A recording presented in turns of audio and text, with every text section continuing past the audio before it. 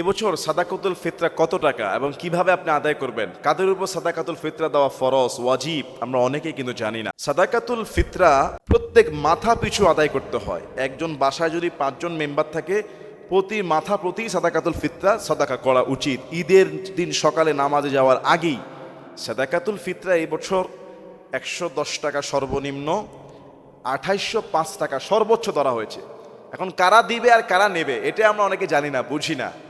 সাদাকাতুল ফিতরাটা হলো যাদের প্রয়োজনীয় জিনিসের অতিরিক্ত জিনিস, যেমন প্রয়োজনীয় জিনিস কি, আমার 2 সেট জামা হলে এনাফ, কিন্তু আছে 10 সেট জুব্বা।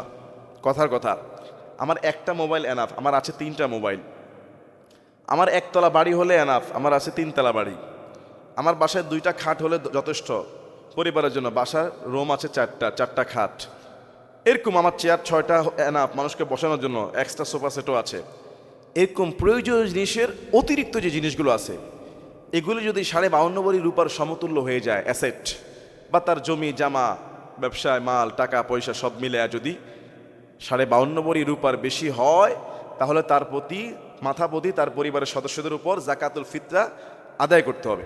রাসূলের জামানায় জাকাতুল ফিতরা গম, জব, পনির, কিশমিশ, আটা এগুলো দিয়ে আদায় করা হতো, এবং বর্তমানে সর্বনিম্ন মূল্য ধরা হয়েছে 110 টাকা, সর্বোচ্চ 2805 টাকা। আপনি কোনটা দিবেন? যারা অত্যন্ত একটু নাজুক অবস্থায় আছে, 110 টাকা দিতে তাদের কষ্ট হয়ে যায় সাদাকাতুল ফিতরা, তারা 110 টাকা দিবে। যারা একটু ভালো অবস্থানে আছে তারা একটু বেশি দিবে, 250, 300। যারা আরও ভালো তারা 500, যারা আরও ধনী তারা 1000, 1500, 2000, যারা আরও বেশি ধনী তারা 2805 টাকা করে মাথা পিছু জাকাত দিতে হবে। সাদাকাতুল ফিতরা ঈদগাহে যাওয়ার আগেই দিতে হবে। এখন সাদাকাতুল ফিতরা মনে করেন আপনার ভিতরে আপনার পরিবারে আপনার স্ত্রী আছে, 5 সন্তান আছে, তাহলে আপনার কয়জন? 7 জন। এই 7 জনেরটা পরিবারের যে দায়িত্বশীল তিনি আদায় করে দেবেন, আর আপনি খেয়াল করছেন যে আপনি 7 জনেরটা আপনি প্রতি মাথা পিছু 500 করে দিবেন, তাহলে 500 3500 টাকা এমন গরিবদেরকে দিবেন যারা ঈদের দিন একটু খেতে পারে, চলতে পারে। সাদাকাতুল ফিতরা কিভাবে আদায় করব?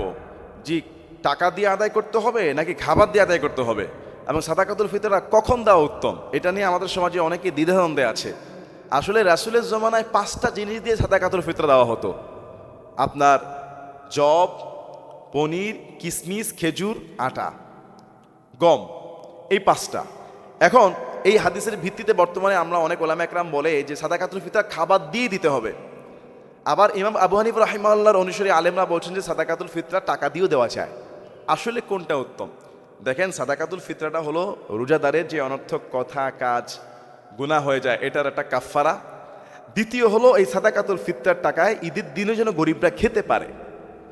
বেশিরভাগ মানুষ এই সাদাকাতুল ফিতরা দেওয়ার উপযুক্ত, আর সামান্য মানুষ সাদাকাতুল ফিতরা নেওয়ার মতো উপযুক্ত, যাতে ঈদের দিনটা পর্যন্ত যেন কেউ অভুক্ত না থাকে। এখন যদি আপনি খাবার দিয়ে দেন, সেটাও আলহামদুলিল্লাহ দেওয়া যায়, এতে তো কোনো সমস্যা নাই, দ্বিমত নাই, সমস্ত স্কলাররা একমত, সাহাবা একরামরা দিয়েছেন। কিন্তু উম্মাহের কল্যাণে যদি খাবার দিতে আপনার অসুবিধা হয়, সময় না থাকে, বা আপনি না বুঝেন, তাহলে আপনি পয়সা দিয়েও আদায় করতে পারবেন, এটাও জায়েজ বলা হয়েছে, বিরোধিতার কোনো কারণ নাই, চাইলে আপনি পয়সা দিয়েও দিতে পারেন। এখন খাবার দিলে কি আপনি হাদিসের বর্ণিত 5টি খাবার দিয়ে সাদাকাতুল ফিতরা দিবেন? রাসূলের জমানার প্রধান খাবার ছিল খেজুর, পনির, কিশমিশ, জব, আটা। আর আপনি যদি কাউকে এরকম 1 কেজি 3 কেজি খেজুর দেন, তাহলে এই খেজুর কি সে ঈদের দিন খেয়ে বাঁচবে? আমাদের মাছে ভাতে বাঙালি, খেজুর হয় 2টা খাবে, তাহলে 5টা খাবে। এই জন্য বলা হচ্ছে যদি কেউ খাবার দিয়ে সাদাকাতুল ফিতরা দিতে চায়, ওই দেশের প্রধান যেই খাবার সেটা দিবে। যেমন আমাদের দেশের প্রধান খাবার হলো আমরা ভাত খাই, সাথে আমরা কি খাই? সর্বোচ্চ যেটা তরকারি, গোশত। আপনি তাহলে ভাত আর গোশত দিলেন, ভাত আর তরকারি দিলেন, ভাত আর ডাল দিলেন, ভাত আর চাল ডাল নুন এগুলি দিলেন। যদি আপনি খাবার দিয়ে দেন, বা আটা দিলেন, এরকম দিলেন, খাবার দিয়ে দিলেন, বা চালে দিয়ে দিলেন বেশি করে, শুধু চালটা তার ব্যবস্থা হয়ে গেল, অন্যটা সে ব্যবস্থা করলো আরেক দিক থেকে। আর যদি পয়সা দিয়ে দেন, তাহলেও আপনার সাদাকাতুল ফিতরা আদায় হয়ে যাবে।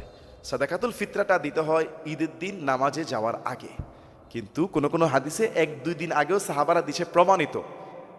এর আগে কোনো অবস্থায় সাদাকাতুল ফিতরা দিবেন না, কারণ যদি আপনি 10 দিন আগে সাদাকাতুল ফিতরা দেন, তাহলে ঈদের আগ পর্যন্ত এটা ফতুর, ঈদের দিন আর তার ওই না খেয়েই থাকা লাগবে। আমাদের দেশে তো 5-10 রমজানে ঘোষণা হয়ে যায় সাদাকাতুল ফিতরা কবে, আর মানুষ 15 রমজানের ভিতরে দিয়ে দেয়, ঘোষণা দেয়, আবার সাথে এটা বলে না যে এখন দেওয়ার সময় না, সময় কখন। আল্লাহ আমাদেরকে বুঝার এবং আমল করার তৌফিক দান করুক, আল্লাহুম্মা আমিন। ইতিকাফ অবস্থায় ফোনে বাসায় কথা বলা যাবে কিনা, এক ভাই প্রশ্ন করেছেন। আসলে দেখেন এতেকাফ অবস্থায় কি যে করা যায় আর কি যে করা যায় না আমরা অনেক এতেকাফকারী জানি না। এতেকাফ অবস্থায় মসজিদ থেকে বিনা প্রয়োজনে মসজিদের এরিয়া থেকে বেরিয়ে গেলেই তার এতেকাফ ভেঙে যাবে।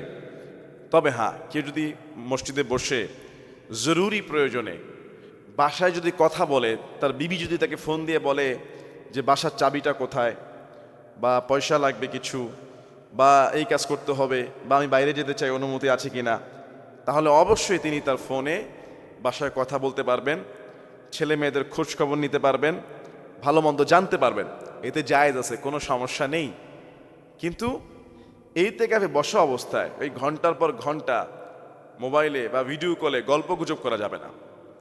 এতেকাফ অবস্থায় বিনা ওজরে মসজিদ থেকে বের হওয়া যাবে না। এতেকাফ অবস্থায় আরেকজনের পার্শ্ববর্তী জানাজায় শরীক হওয়া যাবে না।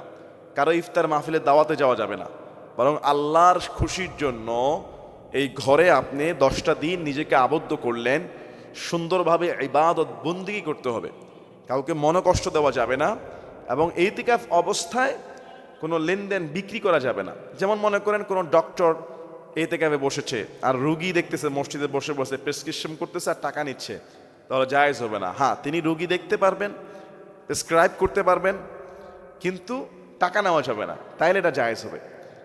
কোনো লেনদেন আপনার ক্রয় বিক্রয় করা যাবে না। তবে ক্রয় বিক্রয়ের চুক্তি বা কথাবার্তা বলা যেতে পারে, কিন্তু লেনদেন করা যাবে না। ওইটা বাইরে হবে, মসজিদে অন্য কেউ করবে, শুধু আপনি কথাবার্তা বলতে পারবেন, কোনো সমস্যা নেই। তাহলে এতেকাফ অবস্থায় কি কাজগুলো করা যায়, কি কাজ? হ্যাঁ, আপনি বাসা থেকে বের হতে পারেন। যদি আপনার বাসা থেকে খাবার নিয়ে আসার কেউ না থাকে, তাহলে চুপচাপ যাবেন, খাবার নিয়ে আবার চুপচাপ চলে আসবেন, হয়ে যাবে ইনশাল্লাহ। বাড়তি কোনো কথা বললেন না, কারোর সঙ্গে কোনো দেখা সাক্ষাৎ করে বেশি গল্প গুজব করলেন না, আপনার এতেকাফ হয়ে যাবে। তা আল্লাহ তাআলা আমাদেরকে, যারা আমরা এই বছরে এতেকাফ করার নিয়ত করেছি বা করছি, আল্লাহ সুন্দরভাবে আদায় করার তৌফিক দান করুক, আল্লাহুম্মা আমিন। স্ত্রীর স্বর্ণের যাকাত স্ত্রী যদি না দিতে পারে, তাহলে তার পক্ষ থেকে স্বামী আদায় করলে হবে কিনা, এবং নিজের আপন দাদা দাদিকে যাকাত দেওয়া যাবে কিনা। জি, চমৎকার প্রশ্ন। আমাদের আপন দাদা দাদি বা বাবা মা, এদেরকে যাকাত দেওয়া যাবে কিনা। অনেক সময় দেখা গেছে যে আমাদের বিবিদের, আমাদের স্ত্রীদের অনেক স্বর্ণ আছে, 10 ভরি 12 ভরি, হ্যাঁ 50 ভরি 16 ভরি, কিন্তু এটা যে যাকাত 1 লক্ষ টাকা 1.5 লক্ষ টাকা, এইটা আমরা দিতে পারি না, এটা দেয় না, কারণ স্ত্রীর নাই 1 লক্ষ 1.5 লক্ষ টাকা নাই, দিতে গেলে স্বর্ণ বিক্রি করা লাগে।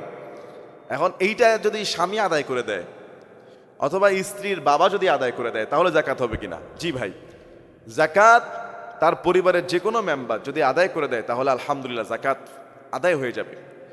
যদি সেই স্বামী যাকাত আদায় না করে, অথবা তার স্ত্রীর বিবির বাবা যদি তার কন্যা যাকাত আদায় না করে স্বর্ণের, তাহলে ওই নারীকে আল্লাহর কাছে প্রশ্নবিদ্ধ হতে হবে। তাই নিজের স্বর্ণ বিক্রি করে দিয়ে হলেও যাকাত আদায় করতে হবে।